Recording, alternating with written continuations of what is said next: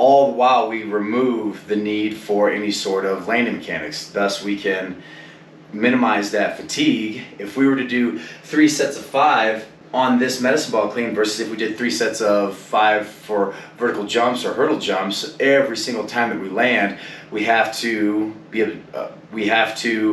exposed to those landing mechanics, and that will of course generate a pretty large amount of fatigue, especially if you add that up throughout the course of several weeks.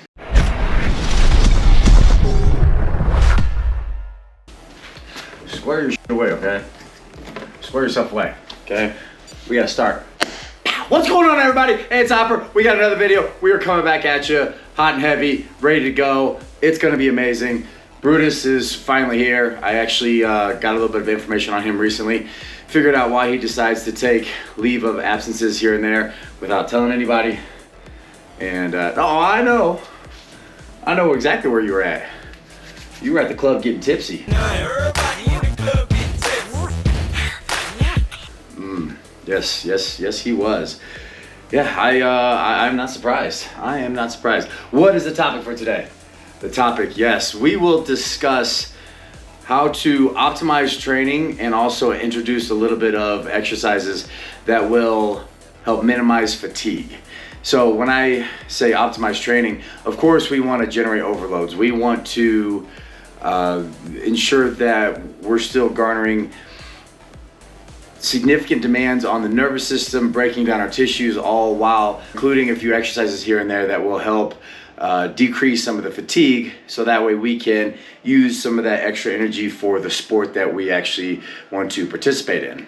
The first couple concepts that I want to discuss, of course, will be ground reaction forces. And when we look at ground reaction forces with respect to walking, running, and the act of jumping, that can actually induce a fair amount of muscular fatigue onto our bodies. So if an athlete wants to train for 2 hours, let's say if it's tennis or wrestling or boxing or football, one of the most critical aspects of that idea is the actual training for that sport. And of course, if you want to get good at basketball, we play basketball. If you want to get good at baseball, we play baseball. We don't want to spend an excessive amount of hours in the gym developing certain skill sets that this person may or may not use for their sport.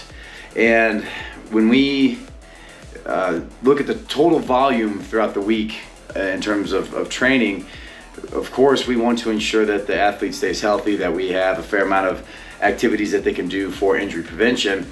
However, if we can ever add a few exercises that aren't too demanding but still can generate some significant results, that is a recipe, if you will, for great success. And kind of like a recipe of pancakes and Uncle Buck.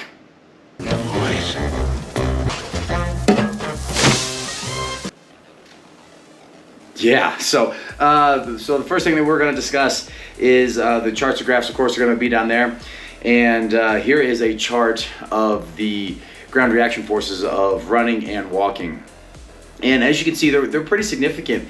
And if we were to add that up over the course of a week, 2 weeks, 8 weeks, that can add up over a long period of time. Now there can be a large amount of benefits to regular running. Of course, you have your good cardiovascular benefits to that. It will help increase the strength of the ligaments and tendons within the knee. And then of course we can generate a fair amount of bone density through all the impact while we run.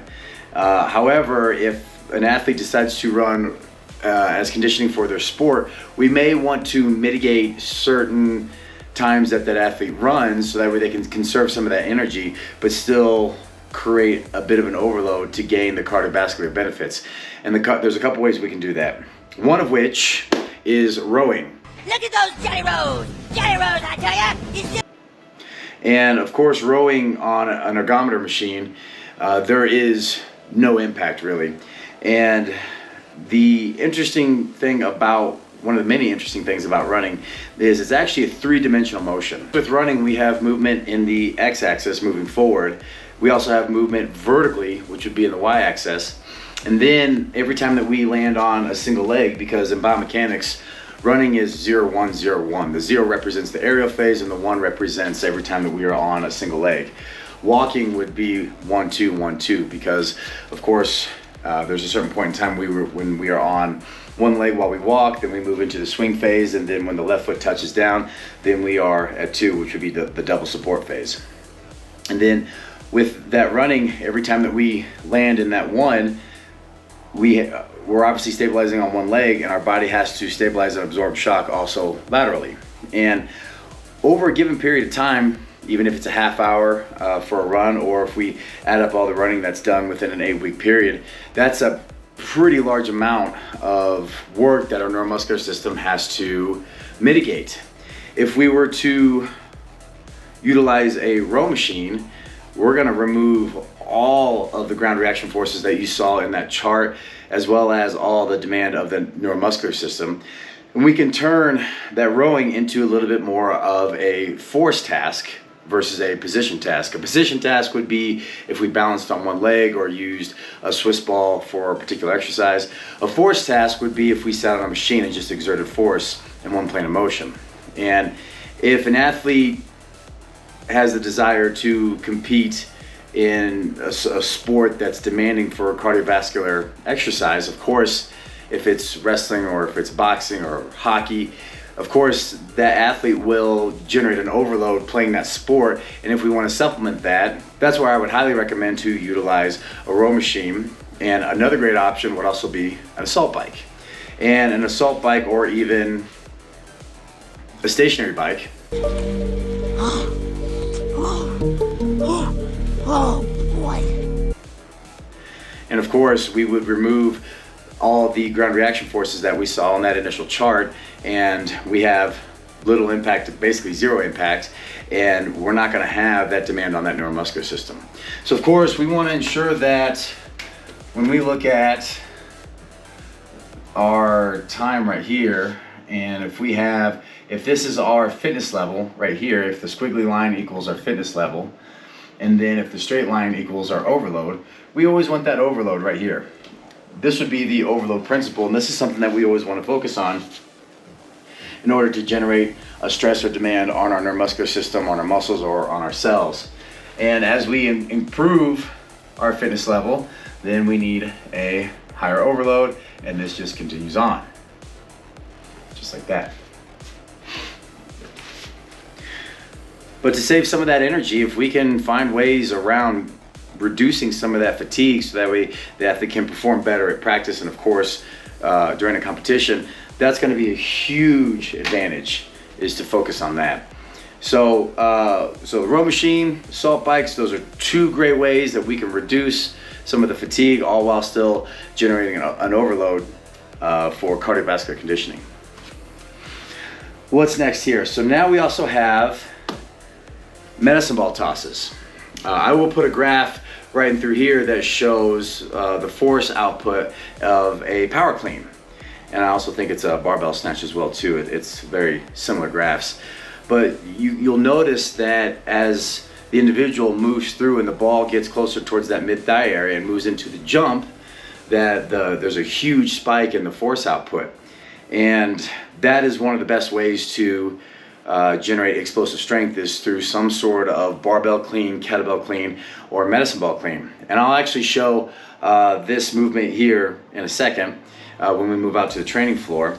But doing a medicine ball clean where it's kind of a toss and we don't actually catch it and the ball just continues to go is a great way that we can jump and do plyometrics under some sort of stress or stimulus. And if we don't physically catch the ball and we just let the ball continue to go and it just lands and we don't have to absorb it, then we can still gain the motor unit recruitment, the rate at which the femurs move to hip extension, and that is a great way to generate an overload and help to reduce that fatigue.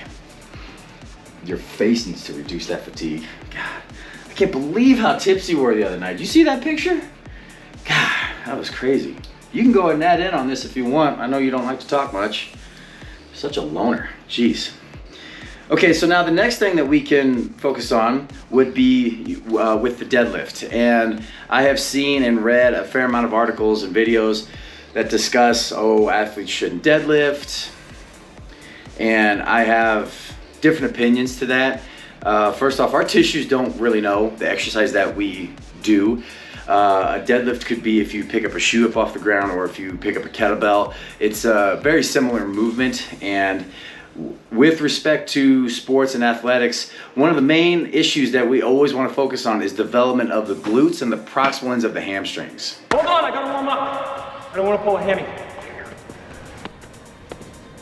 Yeah, we definitely don't want to pull a hammy. And the proximal ends of the hamstrings and the glutes are the tissues that are responsible for that hip extension. And if we squat versus if we deadlift, those are, of course, two different movements. The loads are in different places, but we need to tune in to those tissues significantly for both of those movements.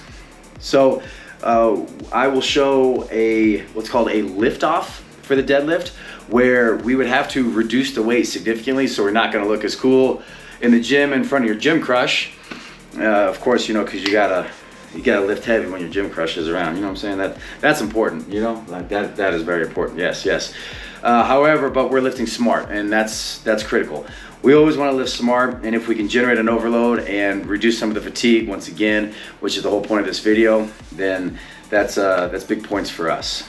And so doing a lift off, a lot of Olympic weightlifters will utilize this drill to help with their start before they move into the clean and jerk or the barbell snatch. And the lift off can be done with kettlebells, it could be done with a hex bar, it can be done with a barbell, and it's a fantastic way to generate the motor unit recruitment, tune into the proximal ends of those hamstrings, and of course engage those glutes. So I will also show that. Another drill that we can utilize when we squat is to remove the stretch reflex. And I have discussed stretch reflexes on this channel ad nauseum, and we will show it again because I want everybody to understand this graph and to know it automatically. So here we go. When we have a stretch reflex, we have your displacement right here, and then we have your force output. And then the tissue will stretch just like this, and then we will return. And all of the area that is actually underneath this portion of the curve, we do not receive in the return. And this area in through here is thermal heat lost by the muscle contractions. The energy can either be created or destroyed. And so we have a bit of thermal heat moving in through here. It would be nice if we got the return under this first initial curve, but we get the return force that's actually, we'll use right here. We get the return force of this curve right here, okay? So all this area. So the better we can stretch out those tissues when we do plyometric drills, if we can get the tissue to stretch out to here and back, then of course we're gonna get a greater force return, this area. And I actually have a video, it was one of my first few videos that I did on how to improve your explosiveness just with this one drill. I'll put a card for that right up and through here. And go watch that video, check that out. Hit the like button on that video. Also, please hit the like button on this video, as well as subscribe to the channel. Got all sorts of free content coming your way. And of course, we've got, you know, Ric Flair, got the Ultimate Warrior, got my man Brutus over here, who's a little bit of a party animal. But that's all right. No one's perfect, right? No, you're perfect. We know. We know that you're perfect. So with this idea of the stretch reflex, if we utilize some sort of squat, of course, if we squat down and then come back up, we are garnering this pre-stretch of the tissue, and we're generating more force utilizing said pre-stretch. If we squat down and hold it, that would be removing the stretch reflex. So when we stand up from the squat, it would be similar to the movement of the deadlift, where we are lifting dead weight. And this type of movement will make the squat so much more demanding and difficult, and still give us an overload. Again, our body does not know the movements that we're doing, and of course the actin-myosin fibers, they do not know the weight that we move. They don't know the difference between 135 pounds and 155 pounds. So when we move into a squat, if at any point in time, if we pause at the bottom, or even if we pause parallel to the floor, our femurs are parallel to the floor, we remove that stretch reflex. So we're basically operating from zero. And then once we stand up, squeezing those glutes and hamstrings, that's gonna be incredibly demanding. So those are several different ways that we can reduce some of the fatigue while we move through our lifting and our training. And we will go hit the training floor so I can demonstrate these movements to you. And yeah, it'll be good to go. Let's go. Okay, here we are. So with this medicine ball clean, we take a medicine ball just right here, and we will set up similar to the deadlift, almost exactly to the deadlift.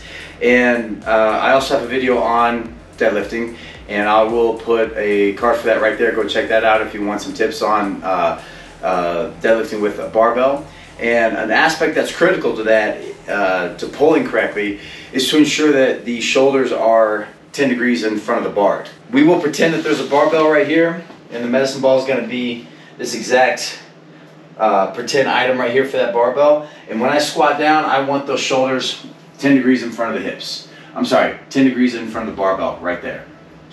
And all we're going to do, we're going to grab this bar, and instead of coming up, catching as if we were doing a medicine ball clean or even a barbell clean, we're just going to let the ball travel.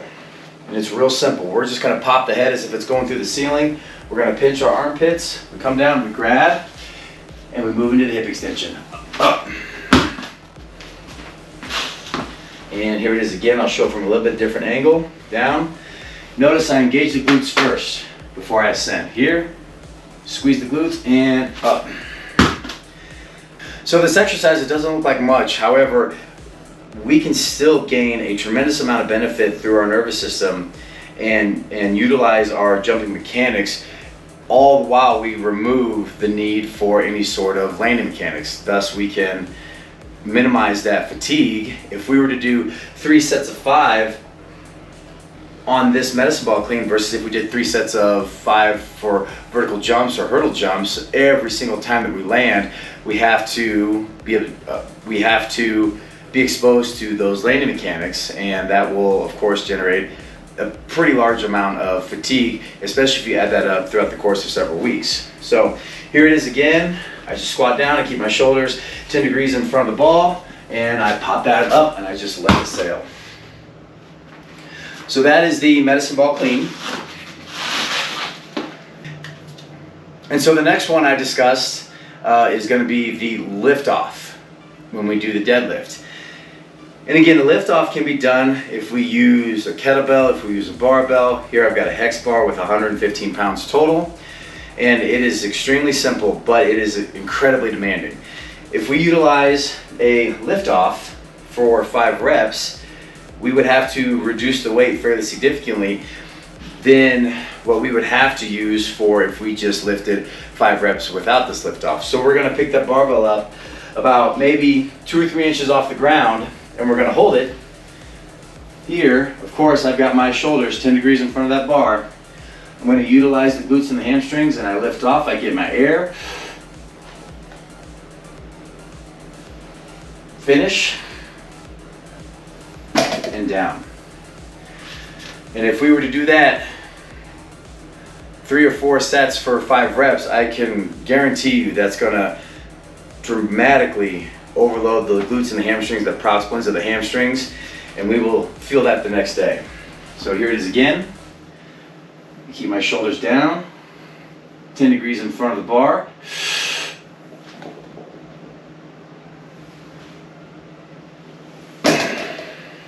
Just like that. So that is the lift off, and I will actually show it with a kettlebell. So we'll take this, what is this, 24 kilos. So we're here. Same thing, I keep my shoulders 10 degrees in front of the bar, or in this case the handle. I push the chest out, I lift off, and I finish the pull. And down. So that would be how we perform the lift off with a kettlebell. And the next movement is going to be with the squat. And the squat, we discussed removing the stretch reflex, making it similar to a deadlift so that we don't get the benefit of utilizing that stretch reflex, and thus we can increase our chances for safety. We can use less weight while we lift, which of course that sucks, because if you're lifting in front of your gym crush, then you know they're not going to think you as strong as you actually are. So we'll get this barbell.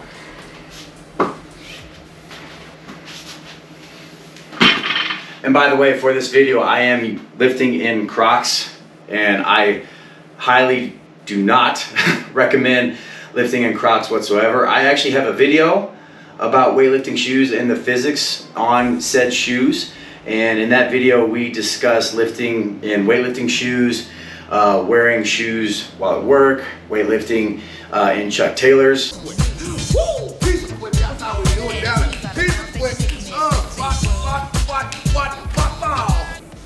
I will put a card for that video right up and through here. I highly suggest you go check that out. It's some great information, because weightlifting in the correct shoe and spending your day 6 to 7 hours at work in the correct shoe can make huge benefits on the health of your lower back, how much force we're generating. So when we're here on the squat,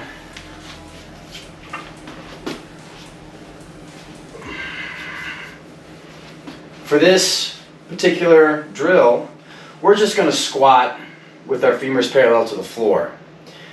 And as I move back, down, down into the squat, I remove the stretch reflex, because I'm going to pause here for 2 to 3 seconds. Then I stand up. Of course, I'm going to get my air. At some point in time, I'll do a video only on squatting mechanics, and we'll go over more of the technique. But here, move into your squat, sitting back, down, hold this, 2 to 3 seconds, move into the stand-up. And I promise you, you utilize that style of squatting and you remove that stretch reflex and you hold femurs parallel to the floor for 2 to 3 seconds, that will be so demanding on your nervous system and your tissues. It'll be amazing. It'll be one hell of an overload. So that's it for this video. For those of you that have any questions, please put them in the comments below. For those of you that wish to support this channel, there's several links in the description to donate. Of course, please like this video, subscribe to the channel as well. If you get a chance to share this information on other social media platforms, that would be amazing. And you got anything else? No? Nothing from the Ultimate Warrior, nothing from Ric Flair or Brutus. We will see you all next time.